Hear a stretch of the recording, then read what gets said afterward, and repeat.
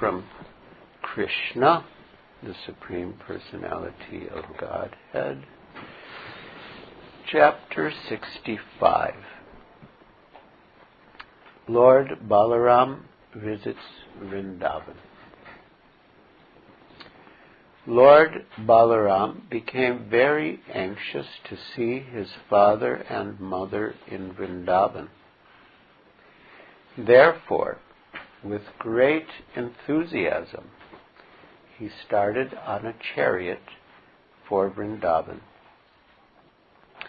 The inhabitants of Vrndavana had been anxious to see Krishna and Balaram for a very long time. When Lord Balaram returned to Vrndavana, all the cowherd boys and the gopis had grown up. But still, on his arrival, they all embraced him, and Balaram embraced them in reciprocation. After this, he came before Maharaj Nanda and Yashoda and offered his respectful obeisances. In response, Mother Yashoda and Nanda Maharaj offered their blessings unto him. They addressed him as Jagadishwar, or the Lord of the universe, who maintains everyone. The reason for this was that Krishna and Balaram maintain all living entities. And yet Nanda and Yashoda were put into such difficulties on account of their absence. Feeling like this, they embraced Balaram and, seating him on their laps, began their perpetual crying, wetting Balaram with their tears. Lord Balaram then offered his respectful obeisances to the elderly cowherd men and accepted the obeisances of the younger cowherd men. Thus, according to their different ages and relationships, Lord Balaram exchanged feelings of friendship with them. He shook hands with those who were his equals in age and friendship, and with loud laughing embraced each one of them. So there are many subtle points just in the one paragraph that we have read. The first is that Lord Balaram offered obeisances to Nanda and Yashoda, who had played the roles of his parents, and they offered their blessings to him. Yet, they referred to him as Jagadishwar, or the Lord of the universe. So it appears contradictory that the Lord of the universe is offering his obeisances to Nanda and Yashoda, and they're offering their blessings to the Lord of the universe. And that is because in the transcendental pastimes, or lila, there are two considerations, you could say, rasa and tattva. Rasa means the transcendental mellows exchanged between the Lord and the devotee in different relationships. And tattva means their existential positions. So although in terms of tattva, Balaram is the personality of Godhead, he is Vishnu tattva, and Nanda and Yashoda are devotees, but in terms of rasa, in terms of their transcendental relationship, Nanda and Yashoda are in the position of parents of Krishna and Balarama. Vatsalya Ras. So, unless one understands these two aspects, one can be bewildered, and even if one understands the two aspects, one can still be bewildered in a transcendental way. Queen Kunti prayed to Krishna that she was seeing his image with Mother Yashoda with the whipping stick in her hand, and Krishna was shivering in fright and rubbing his eyes that were painted with mascara, and tears were coming from his eyes. And so she was saying that Krishna, who is feared by fear personified, is afraid of Mother Yashoda. And this sight is causing her bewilderment. So there are many intricacies like this, but mainly we should just listen and relish. That is our main business, to listen and relish. Once when we were with Srila Prabhupada in Indore, I think it was Indore, in that period when we were touring with Srila Prabhupada in India, one disciple said to Srila Prabhupada that in some places we read that Lord Brahma is born from the lotus that sprouts from the navel of Lord Vishnu, and then he creates the different planets, as is described in Srimad Bhagavatam. But then in other places we read that all the planets, the different planetary systems, are contained within the stem of the lotus that sprouts from the navel of Lord Vishnu. So how do we reconcile these two different versions? And Srila Prabhupada replied that it is inconceivable. We cannot understand these things with our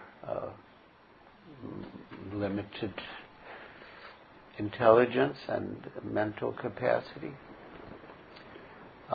And our only business is to love Krishna. So we do want to study the scripture. It's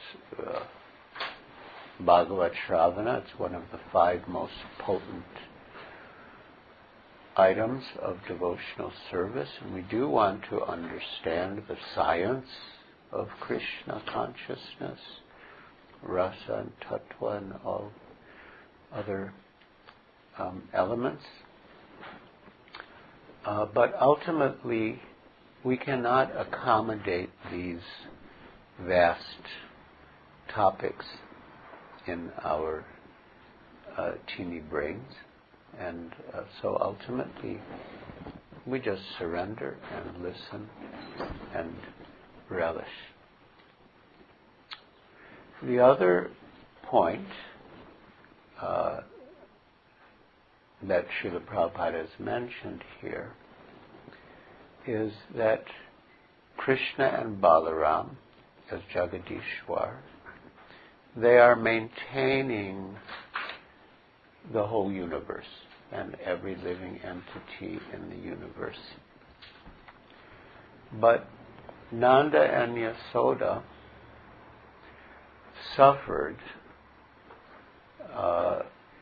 greatly from separation in the absence of Krishna and Balarama. So there's a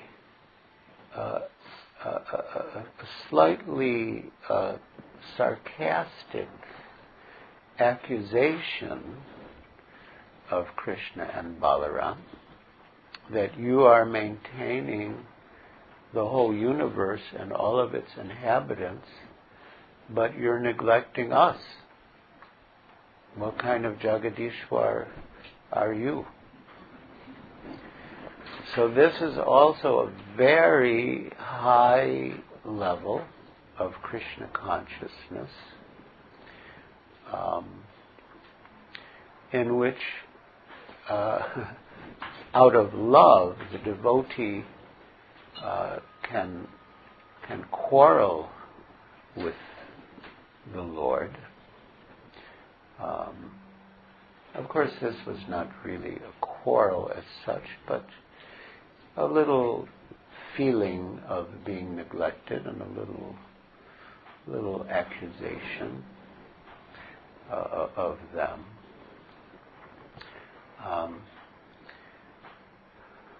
And on the transcendental platform, you have the full range of emotions. Everything exists on the transcendental platform. But on the transcendental platform, everything is pure. Shuddha Sattva, it is beyond the modes of nature. And everything is done out of love for Krishna.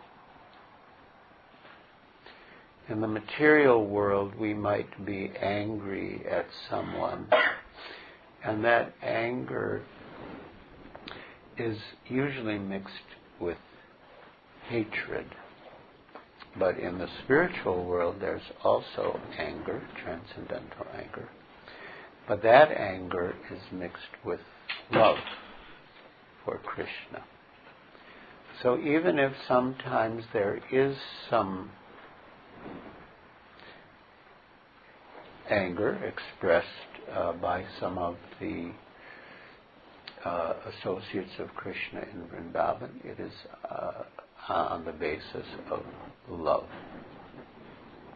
And as explained in Bhakti Rasamrita Sindhu and Sri Chaitanya Charitamrita and so many scriptures, even beyond the stage of prema, there are further developments of transcendental love. I mean, generally, we understand the progression, Ado Shraddha, Tata Sadhu Sangha, Tata Bhajana Kriya, Narjana Vritti Syat, all the way up to Bhava and Prema. But in the spiritual world, there are developments beyond Prema. There's Sneha, Raga, Mana, Anurag, Bhav, Mahabhav. These are beyond Prema. And Man, that is a sort of transcendental anger. But that is possible only beyond the stage of simple Prema. That is possible for the residents of Vrndavana.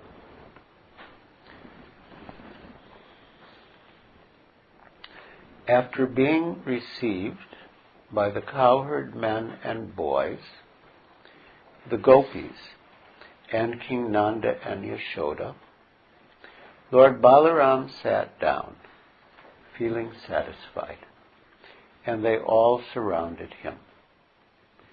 First, Lord Balaram inquired from them about their welfare, and then, since they had not seen him for such a long time, they began to ask him different questions. The inhabitants of Vrndavana had sacrificed everything for Krishna, simply being captivated by the lotus eyes of the Lord. Because of their great desire to love Krishna, they never desired anything like elevation to the heavenly planets or merging into the effulgence of Brahman to become one with the absolute truth. They were not even interested in enjoying a life of opulence. They were satisfied in living a simple life in the village as cowherds. They were always absorbed in thoughts of Krishna and did not desire any personal benefits. And they were all so much in love with him that in his absence their voices faltered when they began to inquire from Balaram. So the different stages of advancement are hierarchical. In other words, the qualities of a prior stage or lower stage are also included in the subsequent stages or higher stages. So, in this description of the residents of Vrindavan, Srila Prabhupada describes them in terms that apply to any pure devotee. Basically, anya vilasita sunyam jnana karmadi anavritam anukulyena krishnanushilanam bhakti uttama. So they were not interested in. There's a verse in the first canto. It's the same idea. They were not interested in elevation to heavenly planets. They were not interested in merging into Brahman, and what to speak of enjoying the opulences of the material world. They were only interested in loving Krishna and serving him. So that is the definition, basic definition of pure devotional service. And that applies from the beginning stages of pure devotional service up to the most advanced stages of Mahabhava. And similarly with the different rasas, the elements of, if you want to say Shantaras, those are included in Dasyaras. The qualities of Shanta and Dasya are included in Sakya, and the qualities of those three are included in Vatsalya, and all the qualities of all four are included in Madhurya.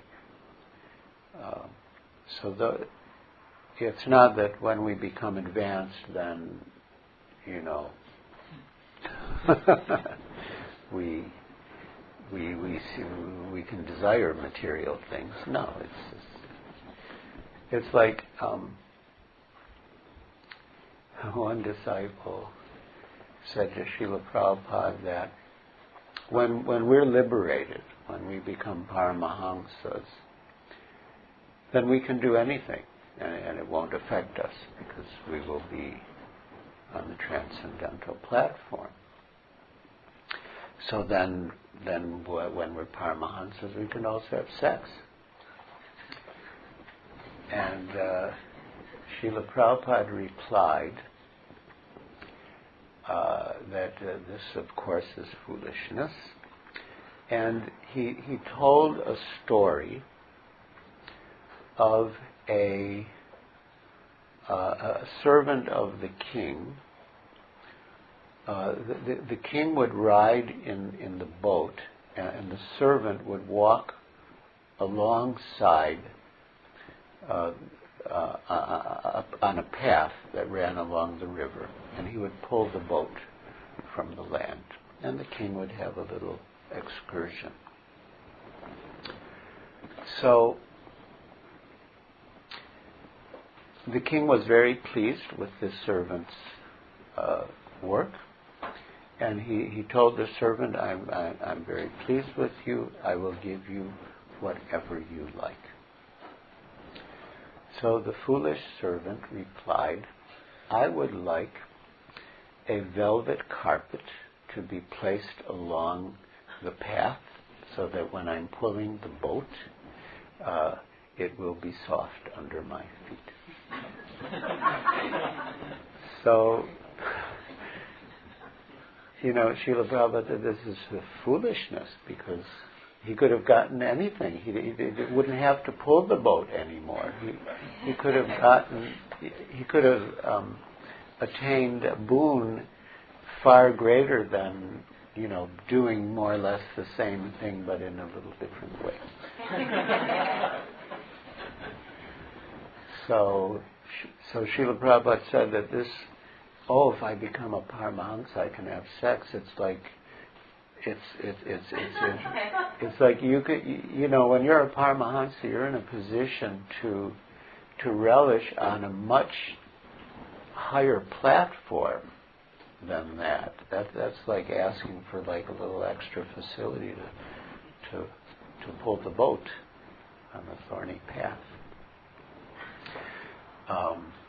So yes, the idea is, of course, param drištva nivartante, that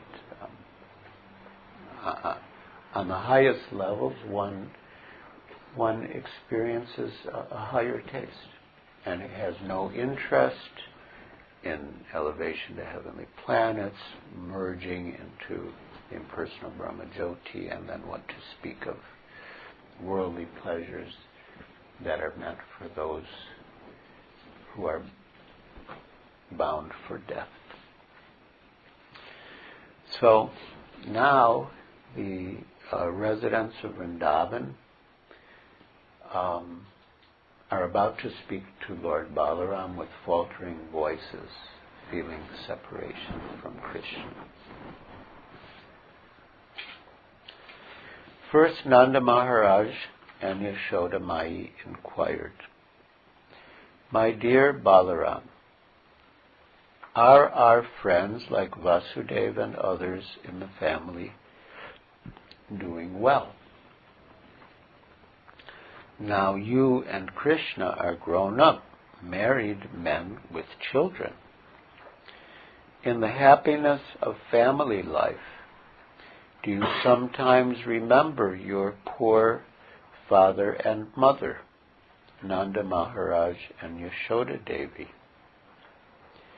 It is very good news that the most sinful King Kamsa has been killed by you, and that our friends like Vasudeva and the others who had been harassed have now been relieved.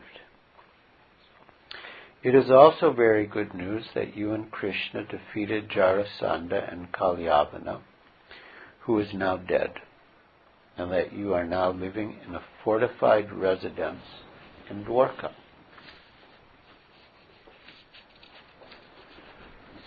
When the gopis arrived, Lord Balaram glanced over them with loving eyes.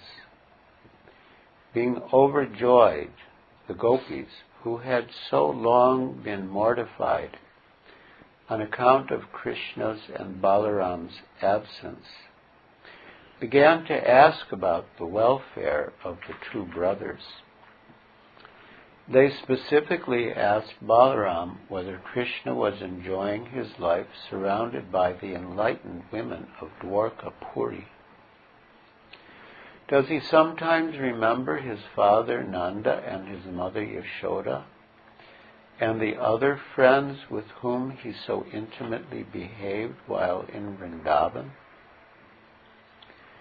Does Krishna have any plans to come here to see his mother Yashoda? And does he remember us gopis, who are now pitiably bereft of his company? Krishna may have forgotten us in the midst of the cultured women of Dwarka.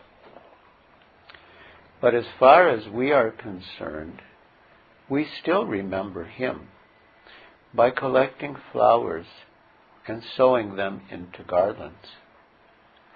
When he does not come, however, we simply pass our time by crying.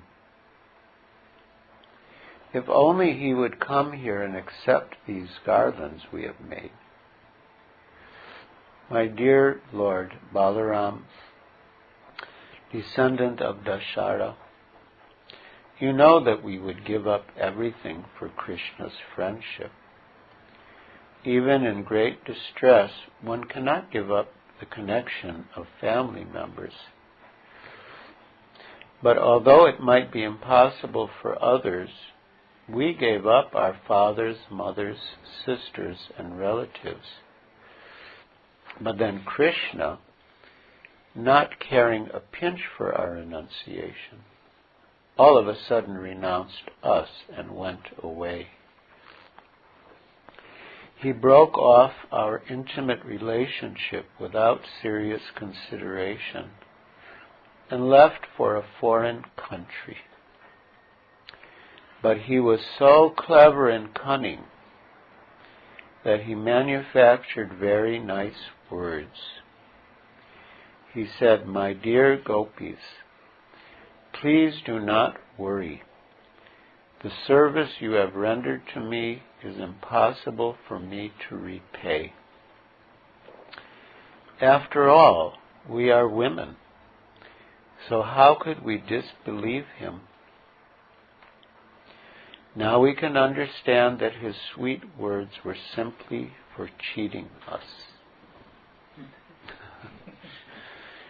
This word of accusation against Krishna is quoted from the Chaitanya Charitamrita in the discussion of these very, very high states of love of God exhibited by the Vrajavasis in relation to Krishna, that they call him a cheater.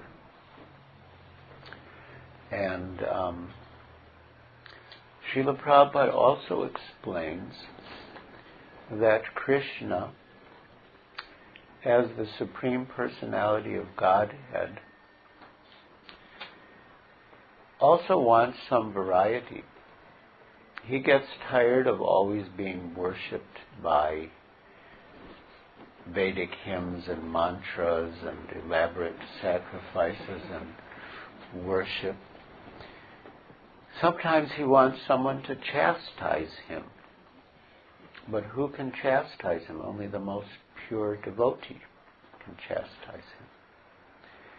So one example is Mother Yashoda with the whipping stick, chastising Krishna for his naughtiness, and breaking the butter pots, and eating butter and yogurt, and feeding his friends and monkeys.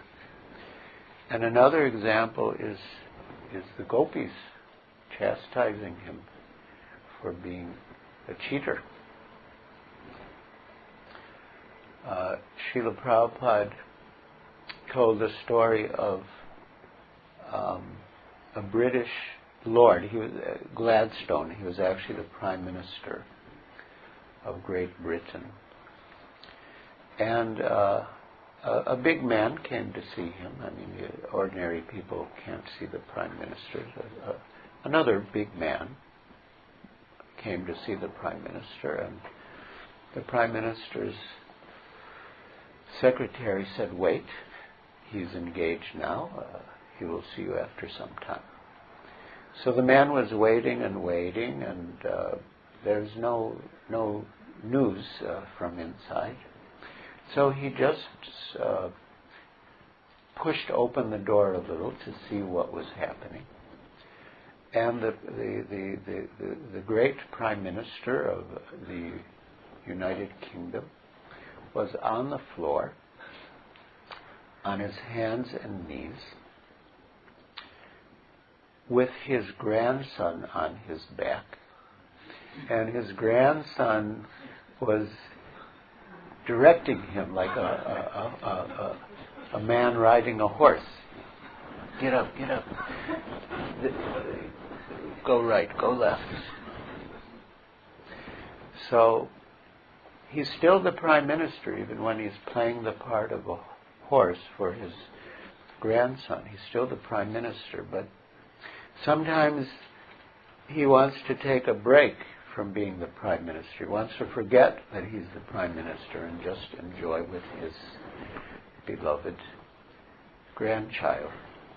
So Krishna also sometimes wants to take a break, so to speak, from being the Supreme Lord, the ruler of the universe, not just the universe, all the universes, and just relax with his intimate loved ones, and that is his Vrndavana lila. And it's said that he enjoys the chastisements of his friends in Vrindavan more than all the Vedic hymns, because that chastisement comes from such a deep level of pure love. So here the gopis are saying that, Krishna said, I cannot repay my debt to you. And just as he was leaving Vrindavan for Mathura, he said, do not worry, I shall return. But then he didn't come back. They were making garlands for him. Oh, if he comes today, we will be prepared, but he never did.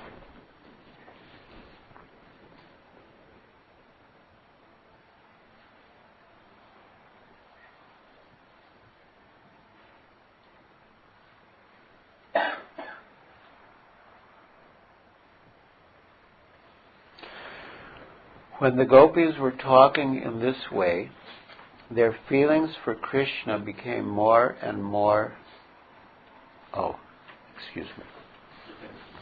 Protesting Krishna's absence from Vrindavan, another gopi said, My dear Balaramji, we are of course village girls, so Krishna could cheat us in that way. But what about the women of Dwarka? I don't think they are as foolish as we are. We village women might be misled by Krishna, but the women in the city of Dwarka are very clever and intelligent. Therefore, I would be surprised if such city women could be misled by Krishna and could believe his words. Then another gopi began to speak. My dear friend, she said, Krishna is very clever in using words. No one can compete with him in that art. He can manufacture such colorful words and talk so sweetly that the heart of any woman would be misled. Beside that, he has perfected the art of smiling very attractively.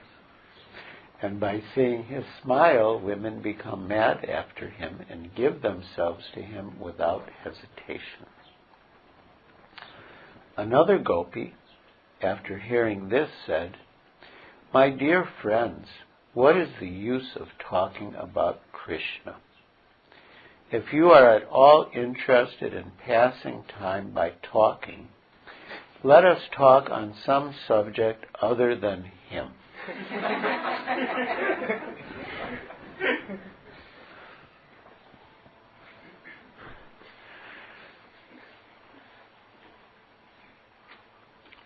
If cruel Krishna can pass his time without us, why can't we pass our time without Krishna?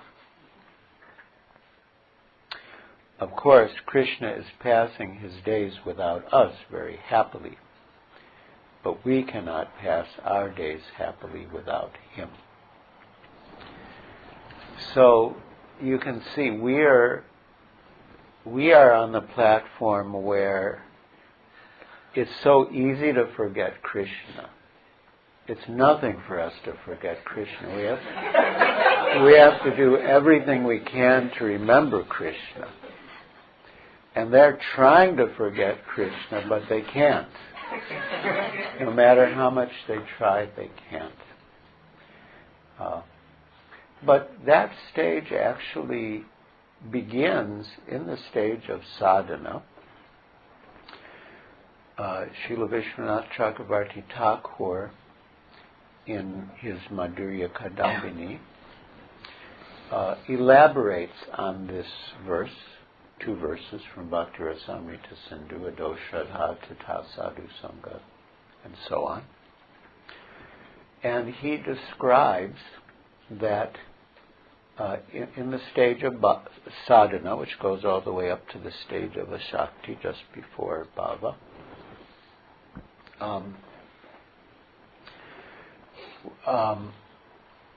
in the earlier stages, we're chanting japa. We're trying to fix our mind on the sound of the holy name.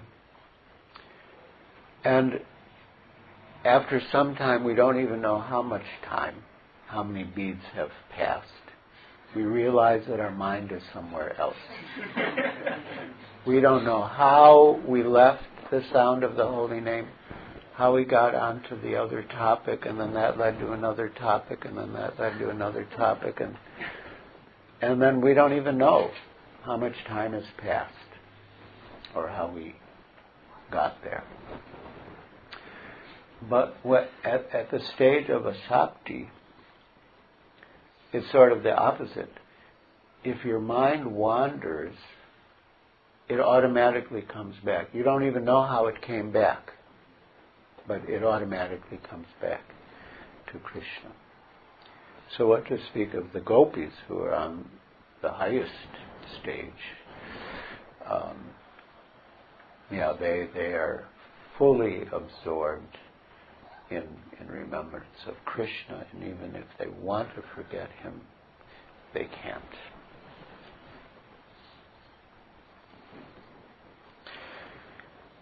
When the gopis were talking in this way, their feelings for Krishna became more and more intense, and they were experiencing Krishna's smiling, Krishna's words of love, Krishna's attractive features, Krishna's characteristics, and Krishna's embraces.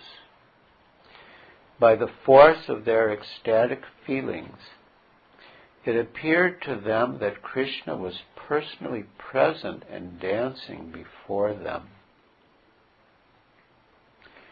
Because of their sweet remembrance of Krishna, they could not check their tears, and they began to cry without consideration. So this is a very important point. Why did Krishna leave Vrndavana and remain away for so long? After all, the residents of Vrndavana, and especially the gopis, were his best devotees. They had the greatest love for him. And the answer, or one answer, is that when Krishna was in Vrindavan, the gopis were always afraid of his separation. There's a very exalted stage where you can be with Krishna and feel separation from him. This is the pastime of Prem Sarovar. Radha and Krishna were together. They were sitting right next to each other. And a bumblebee was hovering around them and causing some disturbance. And Srimati Radharani, she wanted the bumblebee to be chased away. So Madhu Mangal, there's some intimate cowherd associates of Krishna, cowherd boys. Of course, he's a Brahmin. But they also take part in the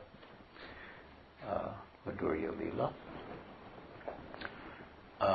So he chased away the bumblebee and came back and said, the Madhu is gone and will not come back. So that word can refer to the bee, but it can also refer to Krishna. It's the name of Krishna. So even though Srimati Radharani was sitting right next to Krishna, when she heard this statement that Madhu is gone and will not return, she took it as relating to Krishna, and she went into deep separation, deep mood of separation, and was crying tears of separation. And Krishna, sitting right next to Radharani, he could not bring her out of her ecstatic trance of separation. And then he began to cry, and their tears created a pond, which their tears of love became known as Prem Sarovara. So Krishna perceived that as long as he was physically present in Vrindavan, physically means in a spiritual body, that the residents of Vrindavan, especially the gopis, would always fear his separation, which means they would feel separation from him.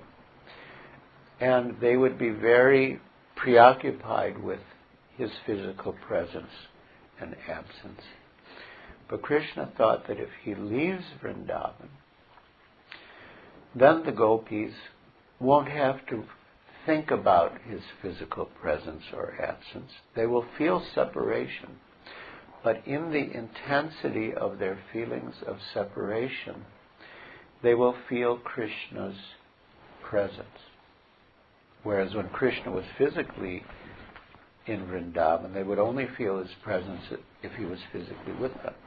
But when he left, after he left, they could feel his presence anytime through their intense feelings of separation. And this point is elucidated in Sri Brihad Bhagavatamrita with the example of fire and ice. Sometimes if something is very cold, it burns. Like dry ice. Dry ice is so cold, if you touch it, you get burned. So when the feelings of separation are so intense, it turns into meeting. It's like ice is the opposite of fire, but when it's cold enough, when the temperature becomes so extremely cold, it burns, just like fire. So when the feelings of separation become so extreme, it becomes meeting, just the opposite. And the proof given in Sri Brihad Bhagavatamrita is that, there are many other aspects to the discussion, but that the gopis and other residents of Vrindavan, they could have gone to Dwarka,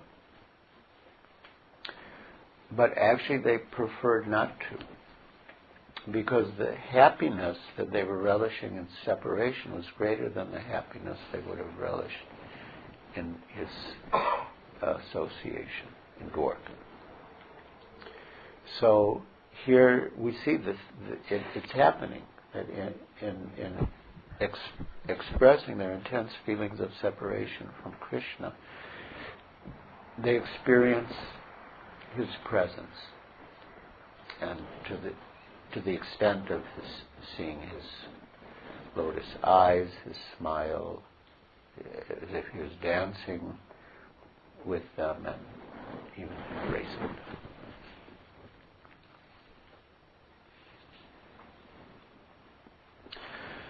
Lord Balaram, of course, could understand the ecstatic feelings of the gopis, and therefore he wanted to pacify them. He was expert in presenting an appeal, and thus, treating the gopis very respectfully, he began to narrate the stories of Krishna so tactfully that the gopis became satisfied. So this is another way that they, and any devotees, can feel the presence of the Lord, and that is by hearing about them, hearing about his pastimes. That famous verse, Tavakatamritam Tapta Jivanam, that Krishna Katha is the best medicine for those who are suffering tap. So tap means misery, say misery, but that misery, it can mean material miseries, that is also there. Krishna Katha gives relief. But it also can refer to the misery of feeling separation from Krishna, so that Krishna Katha also gives relief for that separation.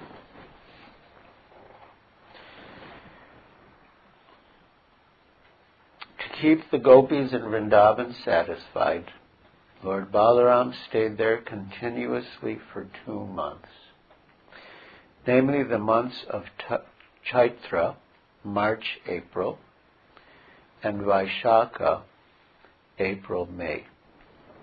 What month are we in now? So this was the exact time when Balaram went to Vrndavana. For those 2 months, he kept himself among the gopis, and he passed every night with them in the forest of Vrindavan to satisfy their desire for conjugal love. Thus Balaram also enjoyed the rasa dance with the gopis during those 2 months. Now here there's an important point. It is mentioned in the commentaries on this chapter in the 10th canto, that there, you could say, were 2 sets of gopis, Krishna's gopis and Balaram's gopis. So it's not that Balaram enjoyed the rasa dance with Krishna's gopis. That would have been like a rasa basa, disturbance in the rasa. But there are his gopis who are attached to him in Madhurya Rasa, and so he had his rasa lila with them. And the other gopis who were attached to Krishna, he pacified them by speaking about Krishna.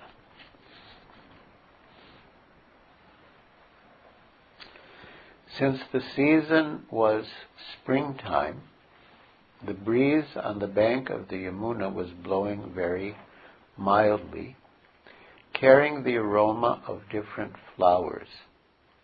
especially the flower known as kaumudi. Moonlight filled the sky and spread everywhere. And thus the banks of the Yamuna appeared very bright and pleasing. And Lord Balaram enjoyed the company of the gopis there.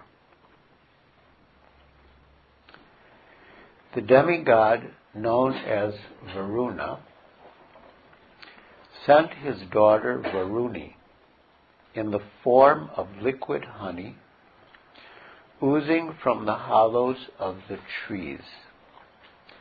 Because of this honey, the whole forest became aromatic, and the sweet aroma of the liquid honey, Varuni, captivated Balaramji.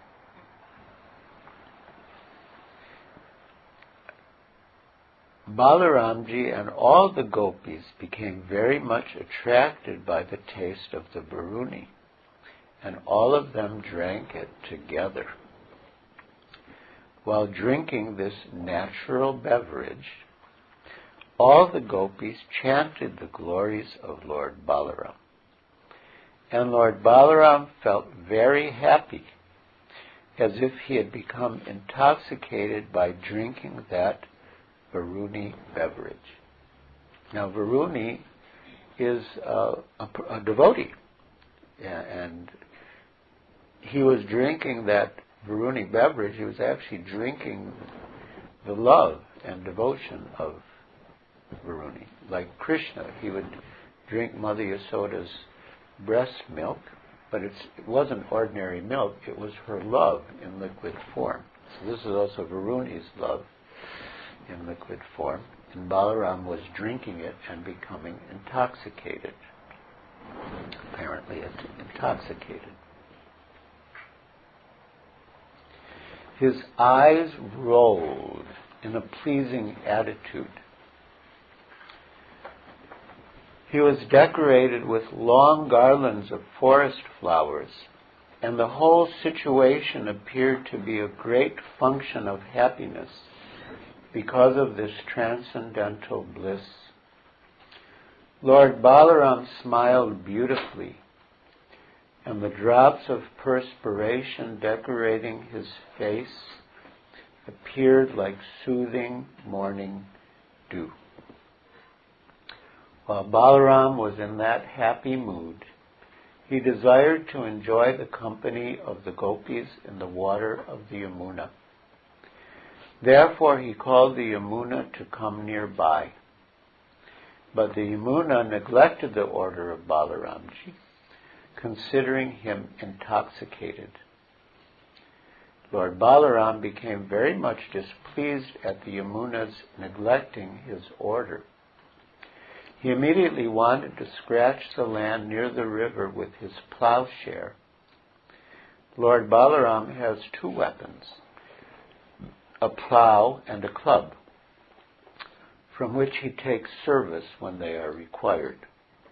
This time he wanted to bring the Yamuna by force, and he took the help of his plow. He wanted to punish the Yamuna because she did not come in obedience to his order. He addressed the Yamuna, "You wretched river, you did not care for my order. Now I shall teach you a lesson. You did not come to me voluntarily. Now with the help of my plow I shall force you to come. I shall divide you into hundreds of scattered streams." So all the entities in the spiritual world are conscious and personal. The Yamuna is also personal. In fact, it is described that she has her own identity, but she's also the gopi Vaisakha in liquid form. So everything is personal. There's no dead matter in this.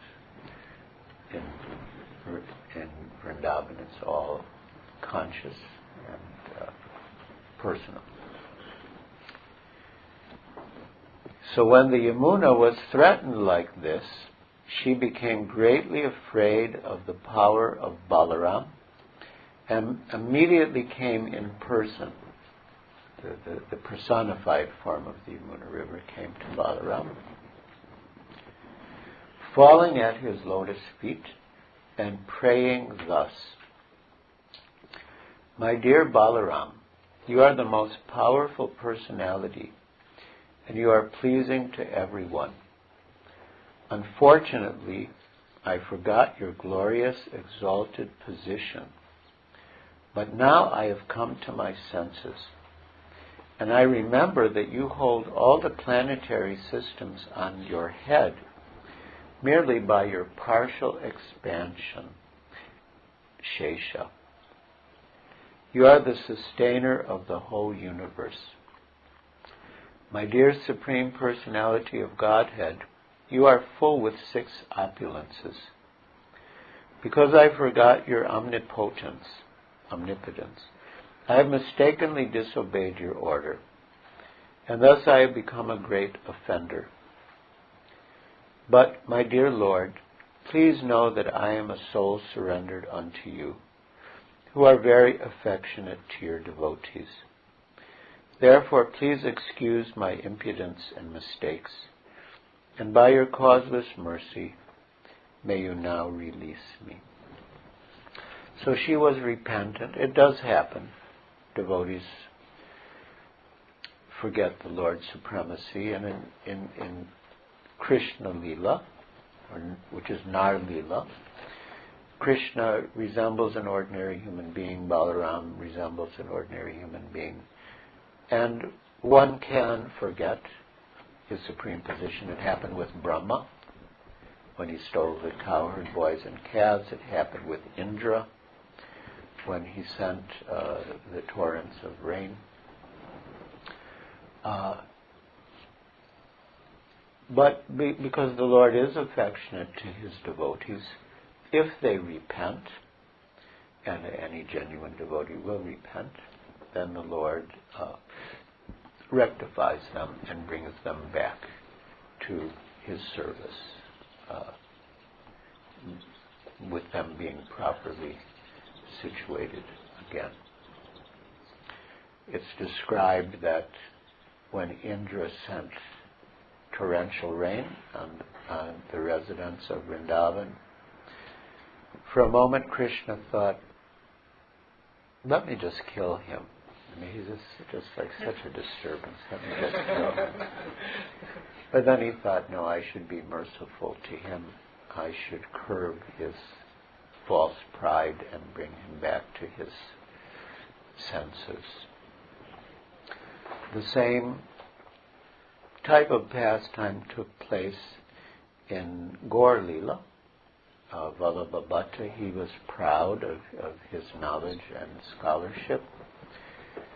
And Chaitanya Mahaprabhu humbled him, just like Krishna humbled Indra, and thus brought him to a better position in devotional service.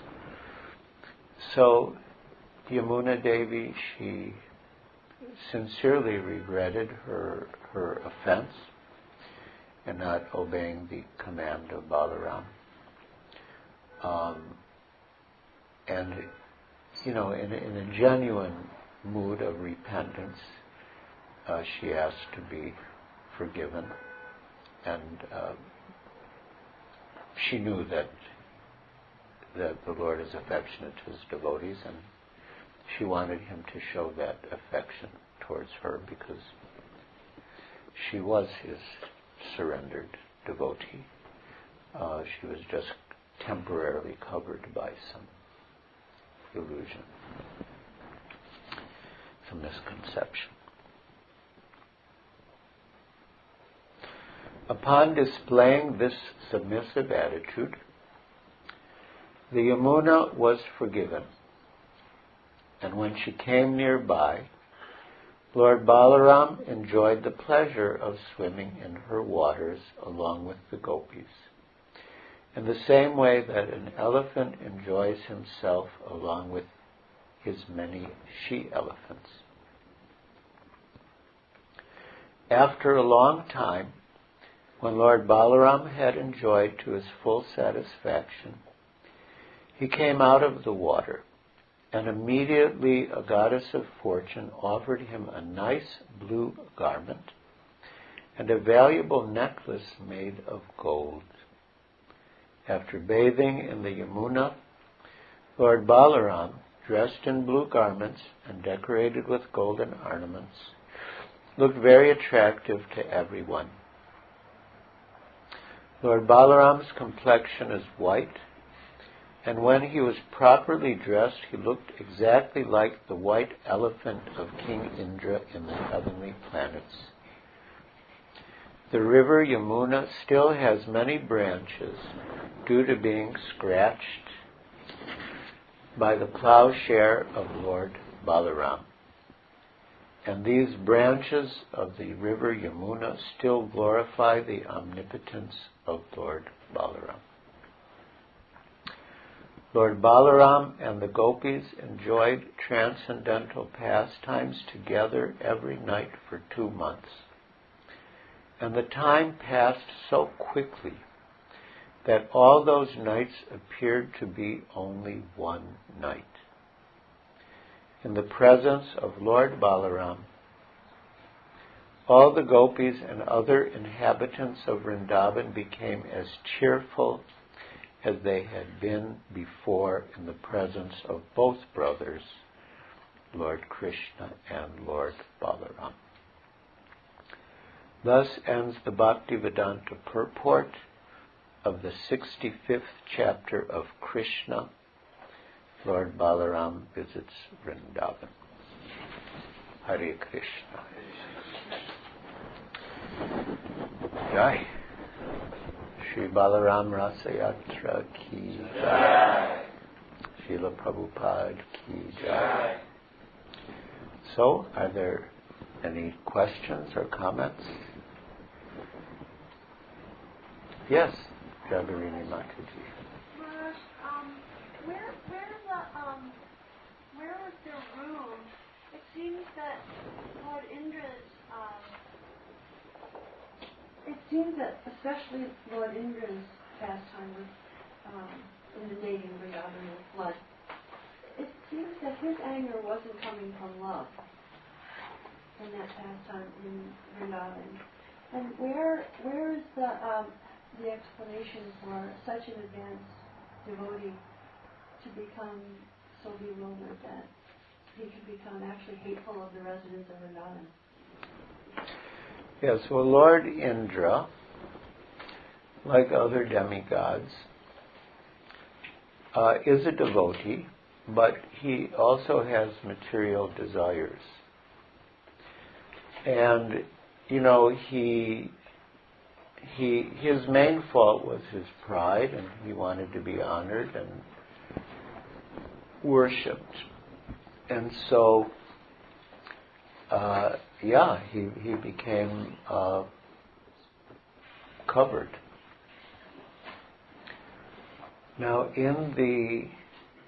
of course, it's the Lord's pastimes, and we don't want to minimize King Indra, but still, he does have a desire. He does have material desires. Of course, he must be very pious to be in that position and have the Lord's association. But still, he has material desires, and when people identify with their material desires and their material desires are frustrated, they become angry. And like you said, that anger was not on the transcendental platform of man, like the gopis. That was just anger born of the frustration of material desires. In fact, one name of one word for anger is kamanuja. Anuja means younger brother, and Kam means desire. So wherever there's desire, material desire, the younger brother follows behind. That's anger. So that was the case of Indra. I mean, it was the Lord's pastime for our benefit as well, but still, that was the case.